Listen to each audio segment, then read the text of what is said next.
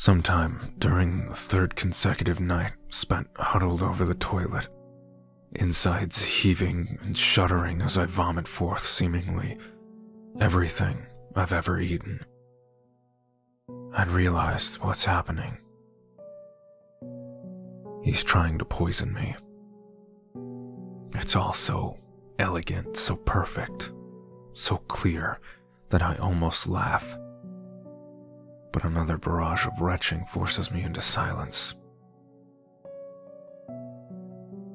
The next morning, I threw everything in the kitchen away, wrapping it 3 times in black plastic and burying it deep in the apartment's communal trash cans to prevent an unfortunate transient from the crossfire of his wrath.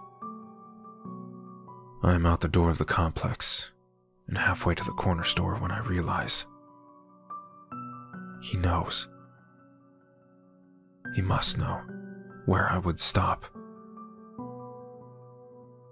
I pick a direction and walk, enjoying the chill winter air that soothes the ragged shreds of my insides.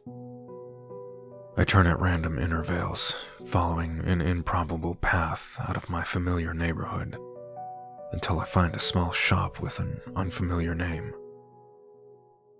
Once inside, I hurriedly fill a small plastic basket, brands that I never have eaten, strange tins of ethnic ingredients I don't recognize, foods that I'd never thought of buying. Soy milk, tofu.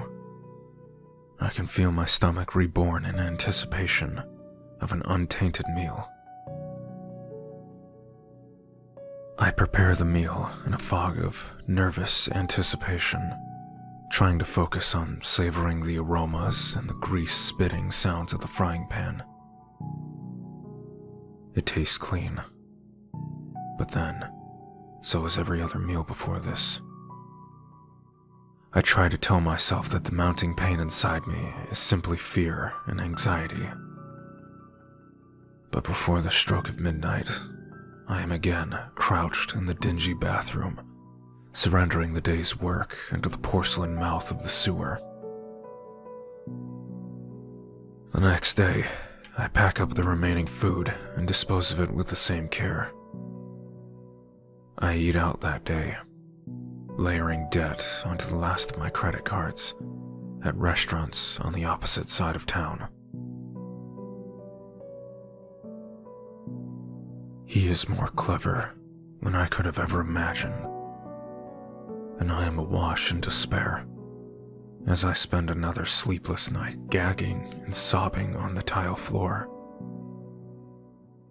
I imagine the algorithm, the perfect predictive models at his disposal, brilliantly charting every move across the city. Every time I thought I'd outwitted him, I was willingly walking into his web. I buy a candy bar from a vending machine in a theater, and I hold it close like a talisman. When I get home, I fill the bath a few inches deep with rust-colored water and hold the little plastic wrap bundle beneath the water and squeeze. I know that I will see it, but it still breaks my heart when I do. A thin, almost invisible stream of bubbles picks out the point where a foreign object has pierced the protective layer. Through the haze of piercing hunger, I convince myself to try. Just one bite, and to take that chance. It's a gamble that I do not win. In the small hours of the morning, as I press my fists into my empty, protesting belly, I imagine the legion of his followers sliding silently through the restaurants and produce aisles of my life, slipping hypodermic needles into carefully selected packages of food. They are ruining and corrupting at his whim, surgical and efficient before vanishing into the throng of the city at my approach. They will always be one step ahead of me until I learn to think in new ways, to chart new cognitive pathways, turn the game back upon him. So I tell myself, this is what I must do. The first day of my new life, I spend in the small living area of my apartment, organizing my thoughts with clean and sterile efficiency, and conserving what energy I can from my wasting body. Night brings the retching sickness, but all that rises is water and pills, half digested in the bilious water. The pills, of course. Not for the first time, I feel a sharp twinge of respect for crystalline perfection of his plans. I dump the last of my dozen prescriptions into the toilet. On my third day, I feel a clarity and sense of purpose that shocks me in its intensity, and my will penetrates the starvation malaise. I must win, or I will die. The rashes and sores in my cheeks are deeper, and I can feel the gentle sway of loose teeth in my desiccated mouth when I grind them in thought. He is winning, but not for long. There is still time. Water. I collect from the roof in a small army of cheap hardware buckets. I know that somewhere in the Byzantine plumbing of the aged building, there must be one of his infernally clever devices, a tiny pump squatting like a predator, impulsing its vile contents into the water main.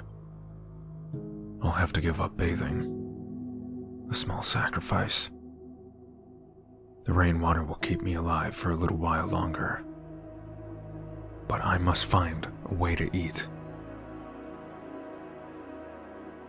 The answer comes to me in small, unconnected puzzle pieces over the next few days.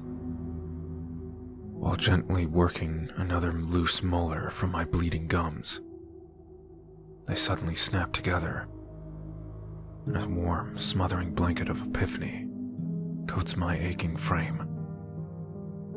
The clattering of the tooth into the sink basin is like the ringing of bells.